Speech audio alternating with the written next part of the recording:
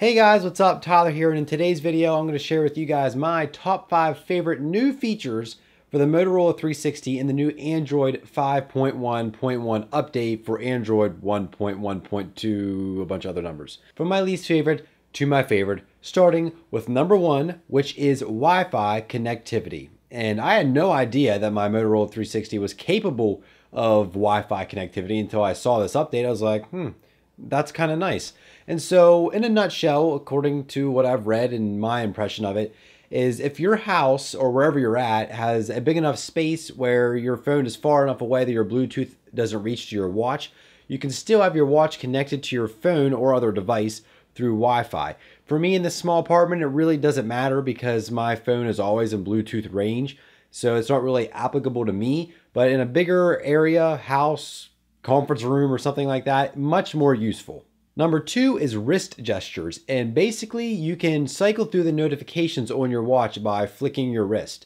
And so if you flick your wrist forward fast, you will cycle through your notifications. You can go down through each one and look at them. Now if you move your wrist forward slowly and then back quick, it backtracks and goes back through the older notifications back to the first one that you actually viewed.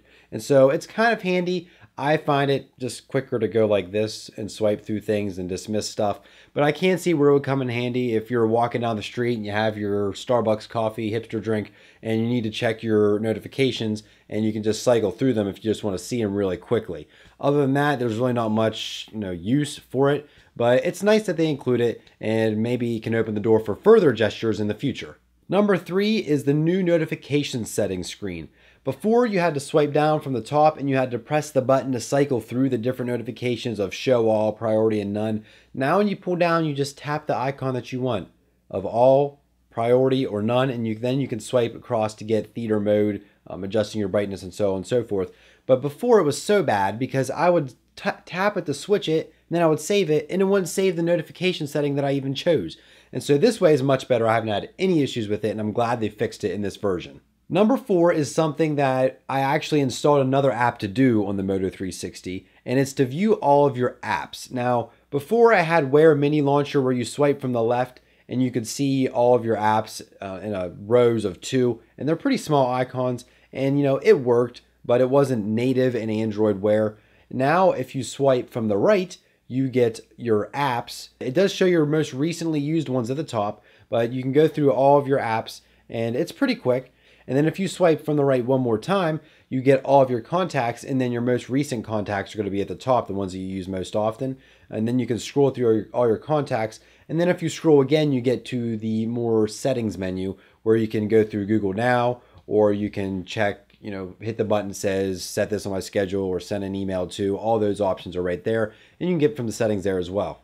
Now my number 5 favorite new feature for Android Wear is the ability to draw emojis and send them to people. I know that's just completely minuscule in the great scheme of things, but I found myself extremely entertained sitting there trying to draw all of the emojis on my Moto 360. And I'm the last person in the world I would think that would even do this, but you have more options just than the emojis to now send to people, because you had presets on your Moto 360 and just Android Wear devices in general where you could send like yes, no, I'll talk to you later, or call you back, things like that, pre-set text messages. Now there's a lot more. It's like thank you, love you, I'll see you later, give me a call in 5 minutes, random stuff like that. Many more options. But now they also include the ability to draw the emoji that you want. And let's just say my artistic ability for emojis is not that great, because I was trying to draw a picture of a person, and it drew like a picture of a monkey, and I guess it's kind of close, in a way, but it's not perfect, but it's better than better than nothing, and it's just a nice, cool feature, and I just thought it was really cool. But I just like how they're increasing the amount of text and the presets that you already have, because if you're sitting in a meeting or something, you can't sit there and talk to your watch, or you can't whip out a phone and start text messaging, or like you're in class or something. I'm not saying you should do this, but you can just swipe through and says, hey, I'll text you in 5 minutes. Simple stuff like that. And I think if you could set your own presets, that would be really cool as well. And hopefully that comes in a future update. And so those are my top 5 favorite new things in the new version of Android Wear, the new version of Android for Android Wear. Let me know what your guys' favorite is down in the comment section below. If you enjoyed the video, leave that thumbs up.